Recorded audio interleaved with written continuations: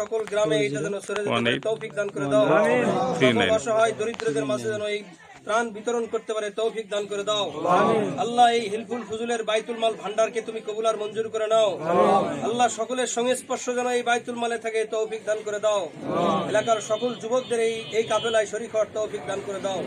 সকল ভাইদের এখানে সহযোগিতা করার তৌফিক দান করে দাও। আল্লাহ যারা দিয়েছে তাদের রুজিতে বরকত দাও, ব্যবসাতে বরকত দাও। আল্লাহ তাদের সম্পদ অপুরন্ত বাড়াইয়া দাও।